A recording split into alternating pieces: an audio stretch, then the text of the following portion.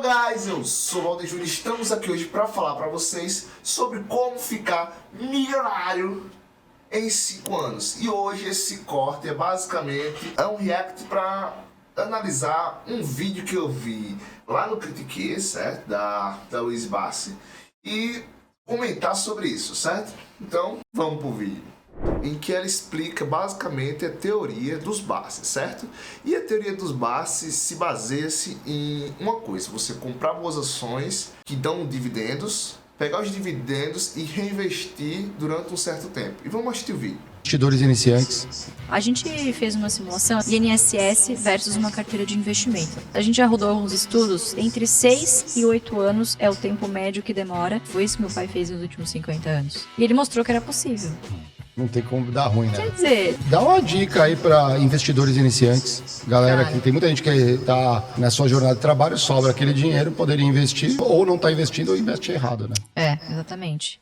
Primeira dica que eu daria é o investimento em renda variável, ele não começa na renda variável, ele começa sempre na renda fixa. Tudo começa pela renda fixa, um investimento chamado reserva de emergência. Tudo, absolutamente tudo. Obviamente, a depender das suas finanças pessoais, do tipo de trabalho, de recorrência que você tenha, né, de fonte de salário, enfim. O ideal é sempre você ter ali pelo menos 3 a 6 meses de recursos ali guardados para você conseguir ter uma reserva boa, um colchãozinho bom para alguma emergência ou para alguma oportunidade, sei lá, que surgir. Enfim, tudo começa ali. Por quê? O brasileiro, ele tem essa mania, obviamente isso é muito voltado porque a gente é país de rentista. Então você vai investir onde está rendendo mais no momento.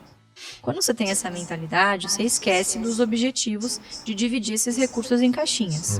Então eu sempre falo, tem a caixinha do curto prazo, que é a reserva de emergência. Renda fixa, você precisa de liquidez, você precisa de previsibilidade, certo? Você tem a caixinha do médio prazo, que é para sonhos, objetivos, sei lá, quero juntar dinheiro para comprar um carro. Pessoal, também não se esquece de se inscrever, deixar o like. E outra coisa, já que ela tá falando de reserva de emergência, ela não falou, só complementando o que ela tá falando aí agora, que é necessário que você, pessoa comum, tenha a possibilidade de juntar esse dinheiro, porque caso o seu carro quebre, caso, sei lá, sua mãe passe mal, ou você dê algum problema com seu filho, esse dinheiro não vá te tirar a sanidade mental. Então, assim, gastar esse dinheiro te propicia paz. Paz para você não cometer cagada, é basicamente isso. A entrada num carro, quero juntar dinheiro para fazer um intercâmbio. Também tem que colocar na renda fixa, só que você pode se dar o luxo de alguns produtos que tenham uma carência maior, portanto tem uma rentabilidade um pouquinho maior. E por último, você tem a caixinha do longo prazo. Você só coloca os recursos de bolsa de valores que você não vai precisar nas duas caixinhas imediatamente anteriores. Então, um dos grandes erros das pessoas quando vão para a renda variável é: Luiz, vendi um apartamento aqui de 1 milhão, quero botar tudo na bolsa. Não, cara, é todo o seu dinheiro, você não vai botar tudo de uma vez. Como é que eu faço? Eu monto uma carteira... Não, empresa de dividendo. 10 empresas? Não, mas é dividendo, já fiz a conta aqui, se der 6% ao ano, não sei o que... Cara, não funciona assim. Vá aos poucos. A constância na bolsa é muito mais importante do que esse imediatismo. Porque as coisas flutuam todos os dias. A gente não pode subestimar a capacidade dos nossos políticos de falarem besteira. Isso, obviamente, no curto prazo, abre oportunidades também em ações. Então, quer dizer, empresas que não têm nada a ver com o que determinado político falou, também têm as suas cotações penalizadas. Então, é sempre bom você dividir esse dinheiro em aportes mensais e constantes. A gente fez uma simulação, essa semana a gente estava em lançamento tal do produto, e a gente fez uma simulação. É engraçado dessa parte que ela fala do que os políticos falam, né? Isso é engraçado porque toda vez que um político fala em gastar mais, não vamos se preocupar com os gastos agora, depois a gente resolve, esse tipo de coisa, ele faz com que o investidor externo, ele pense: cara, não tenho segurança jurídica nenhuma nesse país. Então é mais fácil eu pegar esse dinheiro, realocar para um país em que eu tenha a previsibilidade de que eu vou receber com segurança, do que deixar ele aqui, entendeu? Isso acontece muito em bolsas americanas, certo? Em grandes fundos americanos, que não só colocam o seu dinheiro na economia americana, como eles pegam parte do capital e investem em outras economias. Porque se der certo, o risco e o retorno é muito maior que o risco. INSS versus uma carteira de investimento, então só para vocês terem uma noção. Uma contribuição hoje pelo teto de R$ 877, corrigida ao longo do tempo por mais ou menos 5% de inflação, em 35 anos de contribuição na Previdência, você teria o total de 0 patrimônio. Esse dinheiro que você colocou está para o INSS, você não constrói patrimônio nenhum. Você teria uma renda lá na frente. Hoje o teto é de aproximadamente R$ 7.500. Se a gente corrigisse 7.500 para daqui 35 anos, isso daria mais ou menos R$ 41.000 o valor do dinheiro lá no futuro. Quando a gente olha para investimentos, usando uma taxa aí bem conservadora de 10% ao ano, a gente está falando de reinvestimento de dividendos. Então, quando você aporta mensalmente esses mesmos 800 e poucos reais, não é só isso. Você trimestralmente ou anualmente, enfim, dependendo da empresa, você tem o fluxo de dividendos que, conforme você vai comprando as ações, vão aumentando ao longo do tempo. Claro, se você não vende, né? Essa mesma contribuição vai te gerar, em 35 anos, a uma taxa de 10% ao ano de rentabilidade, 14 milhões em patrimônio. E vai te gerar uma renda média mensal de aproximadamente R$ 110 mil. Botando uma FII, alguma coisa assim. Exatamente. Pegando todo... Meu bom parceiro, é desse jeito. Então, para você ver que o poder dos juros compostos são muito altos. Ele te dá uma previsibilidade do que você vai receber. E engraçado de uma coisa que ela fala aí é que realmente na bolsa o importante é você ir ali aos pouquinhos, tal, assim, e sempre reinvestir dinheiro. Quanto mais você reinveste dinheiro, mais rápido o retorno volta, certo? E quanto mais, geralmente é um prazo de 5, 6 anos, 5, 6 anos, para o mesmo dinheiro que você está investindo, você está retornando todo mês. Com os mesmos sem impostos. Sem impostos, por enquanto. Né? Mas você entende que essa mesma contribuição que você faz na Previdência, você poderia fazer para o seu futuro em ações. É isso que a gente ensina. Foi isso que meu pai fez nos últimos 50 anos. E ele mostrou que era possível. E continua sendo possível. E por isso que é importante que as pessoas aprendam a investir, façam cursos, se eduquem. Porque também, se você entrar no caminho errado, ainda que você faça tudo certinho, existem alguns estudos que se você pagar uma taxa um pouco elevada de administração, dependendo do que você investe, 80% vai ficar com o seu agente, tá? E 20% só com você. O custo de oportunidade de você não ser o seu próprio gestor é muito alto.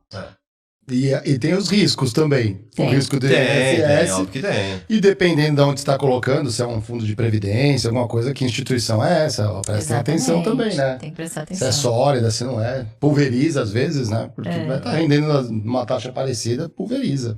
Você acha que dividendo é para ser reinvestido ou é para comemorar e viajar? Acho que tudo tem o seu momento. Legal. Pelo menos nos 5, 6 primeiros anos para reinvestir. Depois você retira.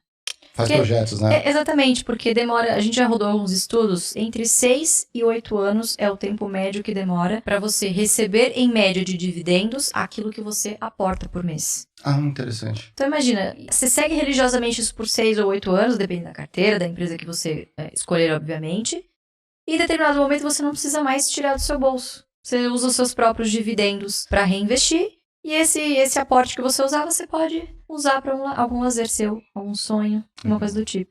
Boa dica. Então, já diria o Warren Buffett, né? Se você não descobrir uma maneira de ganhar dinheiro enquanto você dorme, você vai morrer trabalhando. Tem algumas dificuldades que eu vejo ao se tornar sócio de empresas, que é essa visão um pouco mais de longo prazo. Tenta entender como que o mundo está se posicionando, como que isso pode impactar a indústria que você está inserido. Quem investia na indústria do Brasil, por exemplo, talvez há 20 anos, a indústria era 30% do PIB, hoje é 11%. Então, você acha que isso não faz tanto sentido, porque no dia a dia as práticas são muito mais locais? Como que você enxerga para esse tipo de jogo, né, que é um jogo diferente?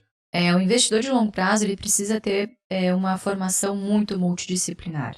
Precisa ser um interessado em pesquisar sobre tudo. Mas eu sempre digo, o Warren Buffett tem toda a razão, que o principal conhecimento, pelo menos básico, que você tem que ter é de contabilidade, que é a linguagem dos negócios. Não precisa nem saber calcular. Isso você tem hoje milhares de plataformas que já te entregam os múltiplos, mas saber interpretar o que você está lendo ali, né? Para você não ser enganado por outros analistas, por exemplo. Eu até brinco com isso.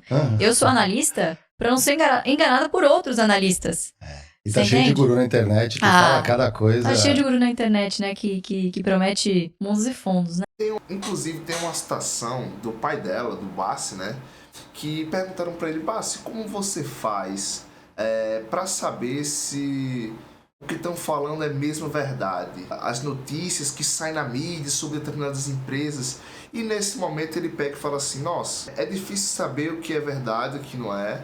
Mas eu sempre me pergunto a quem aquilo interessa. Como assim? É aquele momento que você, cara, a quem isso aqui interessa? Quem essa informação interessa? Se isso daqui está interessando alguém, então quer dizer que a outra parte está ganhando com isso ou está perdendo com isso. Então, basicamente, é analisar coisas que saem na mídia, mas que trazem para por exemplo, um grande investidor. Ele lança a notícia para que o mercado fique polvoroso e, quem sabe, um grande acionista não solta notícias para que as coisas venham a diminuir e no futuro, 3 meses depois, ele lança boas notícias para que ele compre na baixa e venda na alta. Então, assim, esse tipo de coisa também é uma prática não falada pelo mercado financeiro, mas acontece muito, principalmente por CEOs. Então, eu acho que você, para investir muito bem, primeiro, você tem que estar muito ciente do seu perfil de investidor. E isso, infelizmente, você só constrói, só descobre quando você começa a investir. Porque vai depender muito do humor. Né? E, obviamente, que a nossa mente prega muitas peças na gente, né? Toda essa questão de inteligência emocional. Então, as finanças comportamentais mostram isso. Você vai ser mais arrojado, por exemplo, momentos antes da pandemia, 2019, início de 2020, só se falava em bolsa, Brasil é o lugar, vamos voar, várias reformas acontecendo, então o otimismo imperava. Selic baixa. Selic baixa, exatamente. Então, o que manda, na verdade, no fluxo é a taxa de juros. Então, naquele momento, todo mundo se viu meio que obrigado a tomar algum nível de risco e para fundos imobiliários, renda variável como um todo. Né? E começaram a se interessar por esse mundo de bolsa. E eu acho que um dos nossos diferenciais é que a gente tem uma estratégia que ela é atemporal. O Barsi usa a mesma estratégia há 50 anos. Por quê? O nosso negócio é comprar ações de boas empresas que paguem bons dividendos a bons preços. Né? É o velho investing adaptado, focado no dividendo.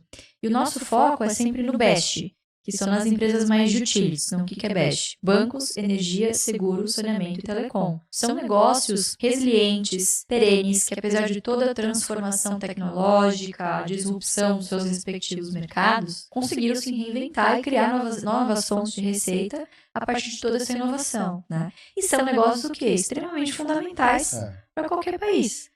São negócios que geralmente são oligopólios, monopólios naturais, com altíssimas barreiras de entrada. O consumidor não escolhe de quem vai consumir, então são concessionárias, geralmente, que repassam a inflação dos seus preços. Não tem como dar ruim, né? Quer dizer, difícil até tem. O brasileiro é muito criativo, viu? Até tem como dar ruim, mas assim, você tem que ser muito competente pra você falir uma empresa de energia. E é engraçado que eu sempre acho interessante a perspectiva dela, né?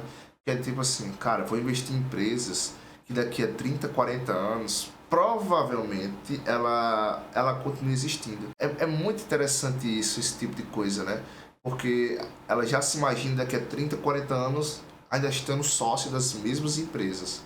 Foi isso que o Barsi fez no passado e é isso que a família Barsi prega, né? Você nunca vai deixar de depender de um banco, porque infelizmente de todo o mercado financeiro o dinheiro corre para lá. Uma hora vai para lá. As telecões dos bestes são o que mais pode sair rápido, mas também são as que mais têm chance de se atualizar. E é do tipo de coisa que o sistema imaginativo dessas pessoas eles não são pessoas tão diferentes de você, mas claro, eles já estão há uma quantidade de tempo significativa no mercado e não só isso, eles fazem coisas simples durante muitos e muitos anos. Uma empresa de transmissão de energia, por exemplo, cujo objetivo é simplesmente transmitir, né? Levar do ponto A da geradora até o ponto B, que é a distribuidora. Né? Então, o papel da transmissora, por exemplo, que é um excelente segmento, diria que talvez é um dos mais perenes, né? Que consegue pagar bons dividendos, tem margens gordas. Então, é nisso que eu tô falando, porque quando você pega a bolsa ou qualquer coisa no curto prazo, você ainda tem, com conhecimentos diferentes, você ainda pode aproveitar de relações meio óbvias. Então, se baixar muito a Selic, essas indústrias vão se dar bem. Então, no curto prazo, enquanto ninguém conhece muito bem, sabe que é meio que os setores vão para lá ou para cá. Uhum. Então, eu entendo que no longo prazo, a grande mudança eventualmente vai ser no perfil do gestor, nas conexões que essa gestão faz com o mercado, em como essa empresa comunica com os mais jovens. Então, é um nível além, né? Como que você enxerga hoje, o preparo para esse nível de direção, né, no Brasil, e como que você se relaciona com as pessoas? Talvez o maior desafio dessas empresas tradicionais que a gente investe, por exemplo, o setor bancário, foi altamente disruptado, né? Então, acho que o grande desafio em questão de pessoas, quando você está falando de gestão, é a atração de novos talentos. Então, como você atrai o jovem para o mercado tradicional hoje? Pô, você tem empresas muito mais sexys de se trabalhar, com propósito, sabe? Que são muito mais atraentes, que tem muito mais possibilidades, vamos dizer assim, né? Então, acho que eu diria que esse talvez é um grande desafio, a gente olha muito para isso. E eu acho que um dos diferenciais de você ver uma empresa de perto é justamente esse. Então, vou te dar um exemplo da Klabin. Cara, a Klabin é uma empresa centenária do setor de celulose, né? Uma empresa verticalizada.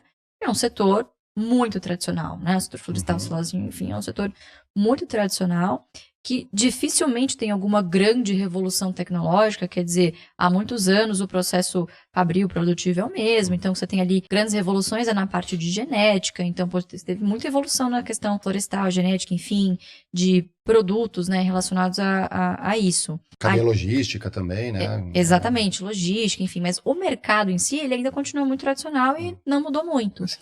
E o que a gente viu lá são colaboradores extremamente motivados, amam a empresa, estão lá há anos, assim, o olho continua brilhando. É uma empresa que investe muito na formação técnica dos seus colaboradores, incentiva, por exemplo, que as gerações desses colaboradores venham trabalhar na empresa. Então, a questão social, a questão pessoal, hoje está muito em alta e, de fato, é um grande desafio dessas empresas tradicionais, né? Como você cativar os seus colaboradores. E é muito legal de ver. Então, essa é uma característica também que a gente busca em empresas. O primeiro embaixador da empresa é o próprio colaborador, quem está trabalhando lá dentro. Tem que sentir orgulho, tem que falar, pô, isso aqui é legal. Inclusive um projeto muito legal também, coisas que a gente olha, isso é muito difícil de implementar.